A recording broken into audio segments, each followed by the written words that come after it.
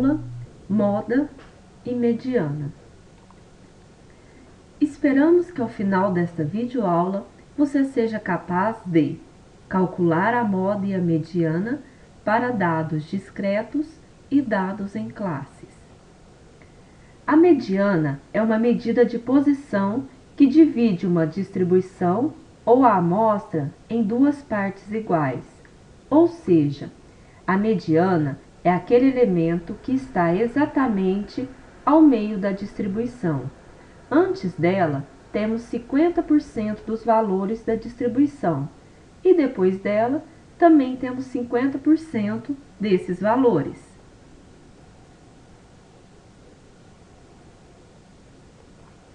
Quando a variável é do tipo discreta, quando nós temos uma distribuição discreta, nós calculamos a mediana da seguinte forma: se n for ímpar, ou seja, se a quantidade de elementos for ímpar, nós tomamos o valor de n e adicionamos 1.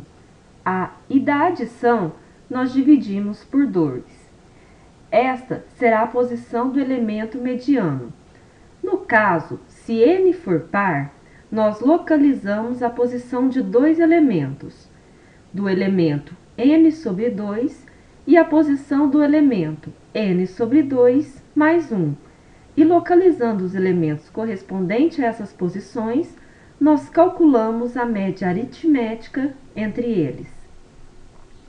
Por exemplo, esta distribuição tem 11 dados. Então, neste caso, nós temos um n ímpar. Então, nós faremos n mais 1 sobre 2, ou seja, 11 mais 1 sobre 2, que dá 6. Logo, o termo mediano ocupa a sexta posição. Pela frequência acumulada, verificamos que o elemento que ocupa a sexta posição é x igual a 4. Logo, a mediana é igual a 4. Parcela que essa localização, através da frequência acumulada, é bastante importante. O primeiro elemento ocupa as posições 1 e 2. O segundo elemento ocupa a posição 3. E o terceiro elemento ocupa as posições 4, 5 e 6. O quarto e último elemento ocupa as posições 7, 8, 9, 10 e 11. Então, a frequência acumulada nos dá a possibilidade de localizar esse elemento mediano com bastante rapidez. Uma outra análise bastante interessante é desmembrando esses dados agrupados no rol. Então, nós percebemos aqui que realmente o elemento que divide a distribuição em duas partes realmente é o elemento 4. Outro exemplo, nós vamos calcular a mediana desta distribuição, sendo que agora o n é par. Então, pela regra, nós temos que calcular a posição n sobre 2, que é a 11ª, e a posição 11 sobre 2 mais 1, que é a 12ª. O 11º termo é 7, observando pela frequência acumulada. O 12º termo, ou elemento, é 8. Então, logo, nós temos os elementos 7 e 8. Nós vamos calcular a média aritmética entre eles, que será igual a 7,5. Dessa forma, dizemos que a mediana para essa distribuição será igual a 7,5. Mediana para distribuições em classes. Então, quando a gente tem uma distribuição em classes, nós não nos preocupamos se o n é par ou ímpar. Simplesmente calculamos n sobre 2 para localizar a posição correspondente ao elemento mediano. Então, nós estudaremos a classe que ocupa a posição n sobre 2. E nós usamos a seguinte fórmula para calcular a mediana. Então, nós utilizamos o limite inferior da classe mediana. N é o tamanho da amostra ou da distribuição. Somatório de F é nada mais, nada menos que o somatório das frequências absolutas de todas as classes anteriores à classe mediana ou a frequência acumulada da classe anterior correspondente a esse valor. Precisamos da frequência absoluta da classe mediana e, por fim, da amplitude da classe mediana. Por exemplo, nós vamos calcular aqui a mediana para essa distribuição. Então, N é igual a 35. 35 sobre 2 é igual a 17,5. Logo, a classe mediana é a terceira. Localizando os dados da fórmula, temos limite inferior da classe mediana, é 20. Frequência acumulada da classe anterior, é 14. N é igual a 35.